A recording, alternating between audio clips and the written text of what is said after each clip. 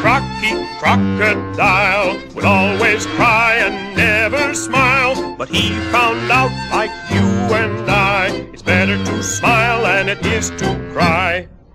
Crocky the crocodile lived in a big tropical river far, far away. He looked just like an alligator, only he was bigger and had longer and sharper teeth. He wasn't a bad sort of fellow, but he was very, very lazy.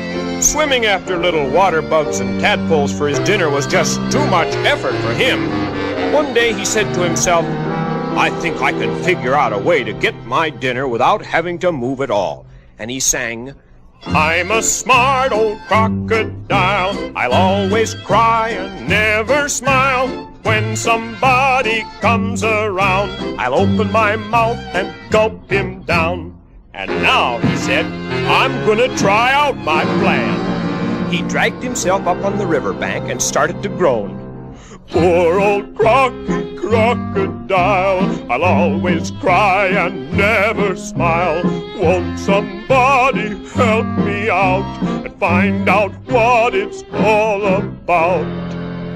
"Why are you crying, Crocky?" asked Sammy Squirrel, who happened to come to the river for a drink. "Can I help you?" Oh, yes you can," moaned Crocky. "I have a terrible toothache. Please stick your head in my mouth, and maybe you can see which tooth is bad, and you can pull it out.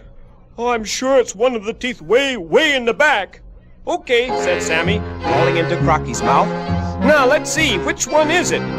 It's so dark in here, I can't see very well." "It will be darker in a minute," said Crocky. And he swallowed Sammy Squirrel. "Ha, ha, ha! That was neat," he chuckled.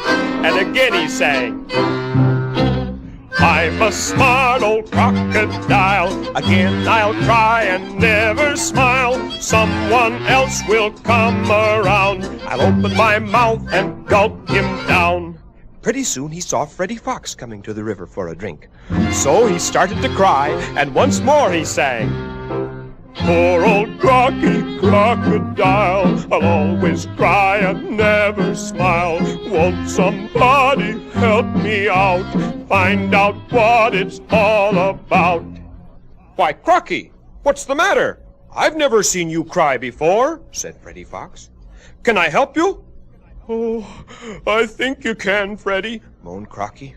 "I've got a terrible toothache. And if you'll crawl in my mouth, you might find the tooth that hurts me. Oh!" "I'll try," said Freddie Fox, climbing in. "Oh, it's so dark in here I can't see a thing." "It'll be darker in a minute," cried Crocky, and he swallowed him. "Ha, ha, ha!" laughed Crocky. But suddenly he felt a banging inside his tummy and heard Sammy Squirrel and Freddie Fox singing. You're a mean old crocodile. You got us for a little while. We'll pound your tummy and we'll shout. So you'd better let us out. "Ouch!" cried Crocky. "Ouch! Not so hard, fellas. I was only kidding. Here, I'll open my mouth so you can get out." But no matter how hard Sammy Squirrel and Freddie Fox tried, they couldn't climb out. It was just too slippery. So they kept on pounding on Crocky's tummy. And believe me, this time when Crocky cried, he wasn't fooling. He meant it. I'm a foolish crocodile. I'll always cry and never smile. They pound my tummy and they'll shout. Someone help me get them out. Suddenly, Manny the wise little monkey climbed down from a tree nearby. "I saw the whole thing," he said, "and it serves you right for being such a glutton and trying to take advantage of your friends. But I think you've learned your lesson. So if you'll turn around, I'll hold up your tail and they can slide out." Well, he lifted Crocky's tail way up in the air, and out slid Sammy Squirrel and Freddie Fox. They learned a lesson too. Never stick your head in a crocodile's mouth. And from that time on, Crocky was satisfied with his water bugs and tadpoles. But every day when Sammy Squirrel and Freddie Fox came to the river for a drink, they would always sing, Crocky, Crocky, Crocodile. crocodile would always cry and never smile. But he found out, like you and I, it's better to smile than it is to cry.